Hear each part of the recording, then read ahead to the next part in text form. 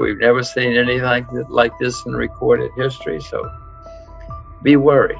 I'm not short. I haven't sold short anything, but I am certainly worried. As I look around the world, bonds are clearly in a bubble. Bonds have never been this expensive in the history of the world. Property in many places, you go to Korea, you go to New Zealand, you go many places, property is certainly in a bubble. Stocks, many stocks.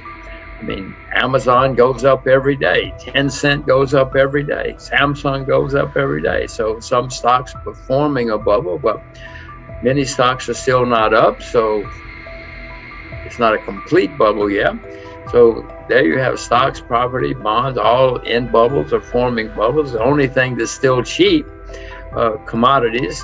Silver's down 60% from its all-time high. Sugar's down 70% from its all-time high. Oil is down 50%. I mean, these are not bubble numbers when you talk about big declines, historic declines.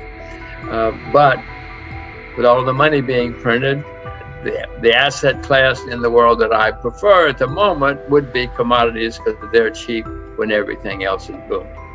I do own stocks. I do own stocks in places like China, Russia, Japan, other places. But I'm not rushing out to buy unless I find something really good. Well, I said, I'm not short. I know it's going to end badly. If something comes along that's good, I'll buy it. But Adam, I know this is going to end very, very, very badly. To repeat, the better it gets, the worse it's going to get when it comes to an end. I would suspect that when it ends, we're going to have the worst bear market in my lifetime. In 2008, we had a big bear market problem because of too much debt. Adam, since 2008, the debt everywhere skyrocketed, unbelievable. Even China has debt now. China didn't have debt 20 years ago, 15 years ago, but even China has a lot of debt now. Who's going to save us? The Chinese saved us in 2009 because they had a lot of money saved for a rainy day and they started spending it. They don't have a lot of money to spend now. Who's going to save us? North Korea? North Korea doesn't have much debt, that's why I say. But I don't think they have enough to save us, but I don't think they have money saved for a rainy day like the Chinese do. Do you have greater confidence one way or the other if this is going to end in a debt crisis or runaway money printing or maybe both? How do you see it? Well, first of all, I have no confidence in them. You said they. The other people you were talking about have confidence that they are going to save us. I have no confidence in they, whoever they are. I will say, Adam, it's a good time to be old in America because I don't have to pay for all of this when it comes to an end. My children, oh my gosh, the problems my children are going to run into in their lifetimes because of what these clowns are doing now. So I say it's good to be old. But you're right. It's going to end someday, and it's going to end badly when it ends. You said either currency collapse or economic collapse. You can have both. You can have one, and then it leads to another. In the 30s, we had both, for instance, around the world, and then we had war, a shooting war, and that's the really bad news is. Often in history, when you have really, really bad times, especially worldwide, it winds up in shooting wars. It certainly did after the 30s. So it's not good news. I don't see good news. I repeat that in 2008 and 9, we had horrible problems with too much debt. Since then, the debt has gone through the roof by unbelievable amounts. And I know that's going to end badly. If we know what's going on, we'll get worried. And if we get worried, we'll probably get prepared, and then we might survive. Some people came out of the 30s very rich. Most didn't. Most lost huge amounts of money. In 2007, Iceland went bankrupt. Nobody cared. And a few months later, Ireland went bankrupt. Some noticed. A few months later, Bear Stearns went bankrupt. Now we're starting to notice. And then BlackRock went bankrupt, in the big bank in England. And then eventually, Lehman Brothers went, well, then it's on the evening news. Then everybody knows. So my point is these things snowball and they start where we're not looking. And It may have already started for all I know. I've seen some small places having problems. But as I say, I'm not selling short yet because I know how much money these guys can print. And what I would suspect is going to happen, Adam, is somewhere along the line, next month, stocks go down in lots of places. Well, then they're going to really panic, and because they want to keep their jobs, and so they're going to print even more money. And so we'll have a rally.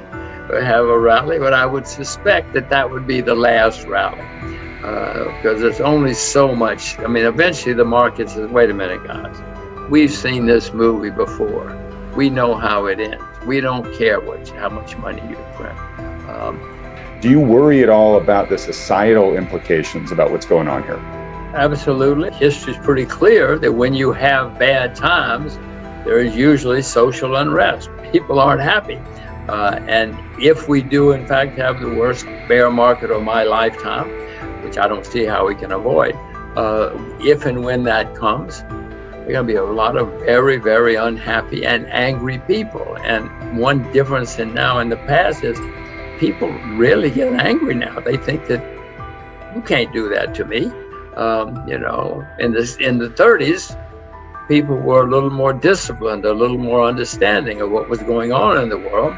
They weren't happy. There were protests. There was some violence, not much violence in the U.S. anyway, since that's what we're talking about. But people were a bit more accepting of the system. No, Adam, look out the window. Nobody accepts anything now. You can't do that to me. It's your fault. It's not my fault. So no, we're certainly going to have social unrest, certainly in the U.S., but in other countries as well. You find out what's going on. If you do, you'll get worried, and then you'll get prepared. Because, Adam, it's very clear. This history shows that when things go really wrong, what history shows, first of all, politicians blame foreigners. They always blame the foreigners because that's easy to do. But then it also leads to unhappy people and social unrest. I mean, I guess the main lesson of history, Adam, is people don't learn the lessons of history. I mean, I could sit here and tell you all day. We had a president recently who either didn't know history or thought he was smarter than history, and it didn't matter. Well, I know history smarter than I am, and I know it matters. And I know it always goes that way, that people get very unhappy and they look for scapegoats, and then it's not good. They've already gotten into trillions, which you and I never could have conceived of. Most people could not have conceived of, but they don't want to stop. So I'm wondering what's after trillions. We're going to learn new languages, new vocabulary here in the next year or two if they keep going the way they're going. Nearly every government, every central bank in the world has been printing huge amounts of money and borrowing and spending huge amounts of money. It's never happened like this in the history of the world. Never in recorded history have we seen so much excess. I'll call it excess. They think it's normal. They think it's fine. And this has caused many markets to go up a lot. You know, if you want to build a bridge, it takes a long time. But if you want to invest and you have a lot of money floating around, you just go on the internet, and in 5 seconds you can invest in anything you want to. And that's what's been happening, and that's what's continuing to happen. There might be signs that's beginning to slow down. The Chinese seem to be cutting back some, not a lot. Well, not a lot, but they're cutting back. They're not expanding. Other countries say they're cutting back, and the U.S. says, oh, maybe we should cut back someday. But in the meantime, there's gigantic amounts of money floating around. It's going into markets. It's going into the real economy as well.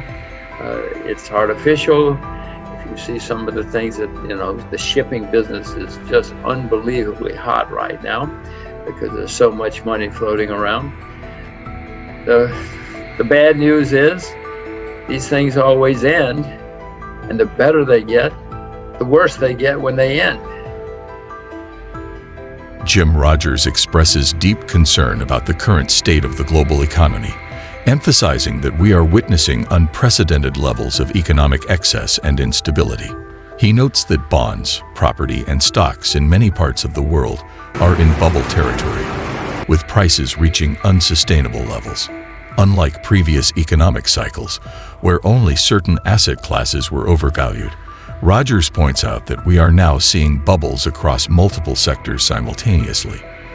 The only exceptions, he mentions, are commodities like silver, sugar, and oil, which are significantly down from their historical highs and, in his view, present better investment opportunities. Rogers highlights the dangers of the massive amounts of money being printed by central banks worldwide. This influx of money has artificially inflated asset prices and created an environment where investments can be made quickly and easily, further fueling the bubbles in various markets. He warns that this cannot continue indefinitely, and that when these bubbles burst, the consequences will be severe, leading to what he predicts could be the worst bear market of his lifetime.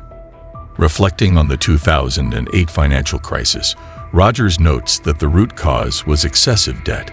Since then, global debt levels have skyrocketed even further, including in countries like China, which previously had low levels of debt.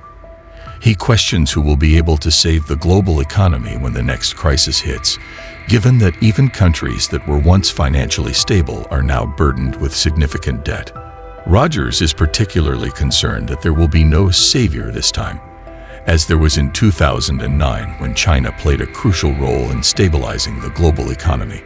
Rogers expresses a lack of confidence in current political and financial leaders to manage the looming crisis effectively. He believes that the decisions being made today are short-sighted and will lead to severe consequences for future generations. While he acknowledges that he may not have to face the full brunt of these consequences due to his age, he worries deeply about the challenges that his children and younger generations will encounter as a result of today's economic policies. He also warns of the potential for both a currency collapse and an economic collapse, noting that one often leads to the other. Rogers draws parallels to the 1930s when economic downturns led to widespread social unrest and, ultimately, global conflict. He suggests that the current trajectory could lead to similar outcomes, with social unrest becoming more likely as people become increasingly dissatisfied with the economic situation and start seeking scapegoats. Rogers is concerned about the societal implications of the impending economic downturn. He predicts that social unrest will rise, particularly in the United States, as people react angrily to the deteriorating economic conditions. Unlike in the 1930s, when people were more disciplined and accepting of the hardships they faced, Rogers believes that today's society is less tolerant and more prone to blame others for their problems, which could lead to more significant unrest and instability. He points out that history shows a clear pattern. When economic conditions worsen, politicians tend to blame foreigners and other external factors, which can lead to increased nationalism and conflict. Rogers emphasizes that people often fail to learn from history, which leads to the repetition of the same mistakes. He warns that the current economic policies, which involve unprecedented levels of money printing and debt accumulation, are unsustainable and will eventually lead to a significant economic and social collapse. Finally, Rogers concludes by urging people to prepare for the worst. He believes that by understanding what is happening and learning from history, individuals can take steps to protect themselves from the impending crisis. While some may come out of this situation wealthier, as happened during the Great Depression, the vast majority are likely to suffer significant losses if they are not adequately prepared.